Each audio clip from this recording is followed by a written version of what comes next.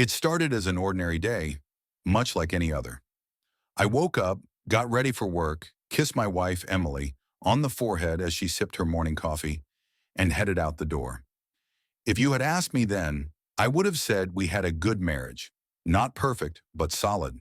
We'd been together for 6 years, married for 4. Like many couples, we had our share of disagreements and frustrations, but I never doubted her love for me, or so I thought. The day everything changed began with a text message. I was at work when I received it. "We need to talk," Emily had written. Simple, direct, and vague enough to make my stomach churn. I replied, asking what it was about, but she only said, "Tonight, when you get home." The rest of my day was a blur. My mind raced with possibilities, but nothing could have prepared me for what was coming. When I walked through the door that evening, Emily was already sitting on the couch, her hands clasped tightly together. Her face was pale, her eyes red as if she'd been crying for hours. I knew instantly that whatever she was about to say would be life-altering. "I need you to listen," she began, her voice trembling. "Please, just let me explain before you say anything." I nodded, the lump in my throat making it impossible to speak. My heart was pounding so hard I could hear it in my ears. I, "I've made a terrible mistake," she said, tears streaming down her face. "I cheated on you." The words hit me like a freight train. For a moment, I couldn't process them. Cheated? Emily? My Emily? The woman I had vowed to spend the rest of my life with? It didn't make sense. How? How long?" I managed to ask, my voice barely more than a whisper. "It was a one-time thing," she said quickly, as if that made it any better. "It happened a few months ago. I was feeling lost, and I made a horrible decision." I felt like the air had been sucked out of the room. My chest tightened, and for a moment I thought I might be sick. But then she said something that made everything worse. "There's more," she said, her voice breaking. I'm pregnant." I stared at her, unable to comprehend what I was hearing. "Pregnant?" I repeated, the word foreign and bitter on my tongue. She nodded.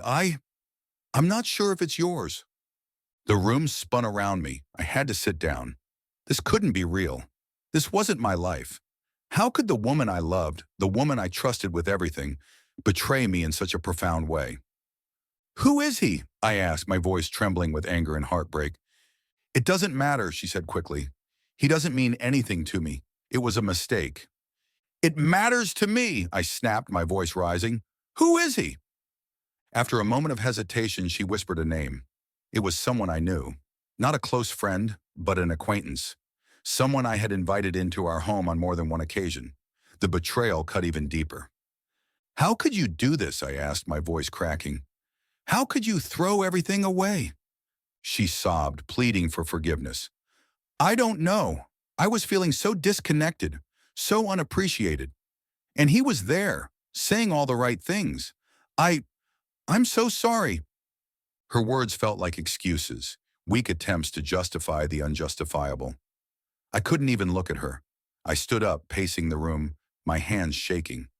I wanted to scream, to throw something, to make her feel even a fraction of the pain I was feeling. But all I could do was stand there, paralyzed by the weight of her betrayal. "What do you want me to do?" I finally asked.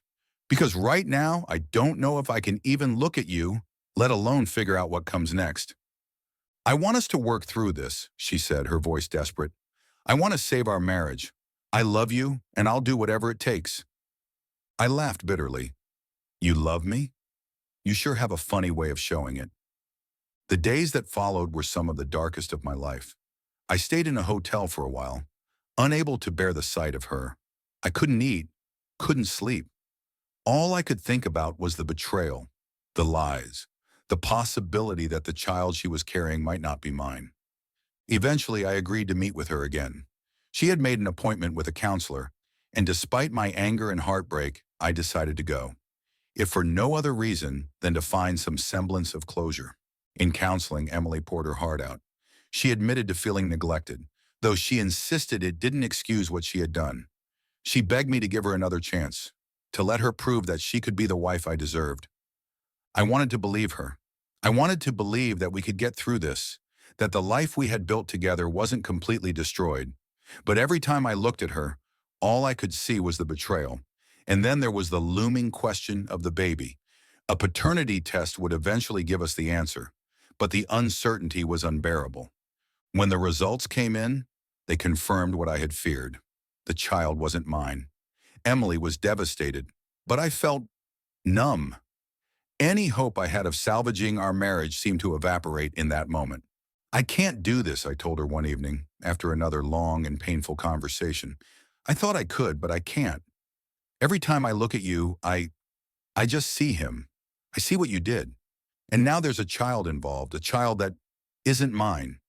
I'm sorry, Emily, but I can't do this. She cried, begged me to reconsider, but my mind was made up. Staying felt like slow emotional suicide. I couldn't live like that. I needed to find a way to heal, to move on, even if it meant leaving behind the life I had once cherished. The divorce was messy, as divorces often are. Emily wanted to keep the house, and I let her have it. I didn't want to fight. I just wanted to be done, to start over, to find peace. It's been 2 years since that day. 2 years of therapy, of self-reflection, of trying to piece my life back together. I'd be lying if I said I was fully healed. There are still nights when the memories creep in, when the pain feels as fresh as it did that first day. But there are also moments of clarity, moments when I realize how far I've come. I've learned a lot about myself through this process, about boundaries, about self-worth, about the importance of truly knowing the person you commit your life to. I've learned that it's okay to let go, to walk away from something that no longer serves you. Emily and I don't talk anymore. The last I heard, she's raising her child with the man she cheated with. I hope she's happy. I hope she's found whatever it was she was looking for. As for me, I'm still a work in progress. But for the first time in a long time, I feel hopeful. Hopeful that I can build a new life, a better life. One where trust isn't just a fragile concept, but a foundation I can truly rely on. Please subscribe for more stories.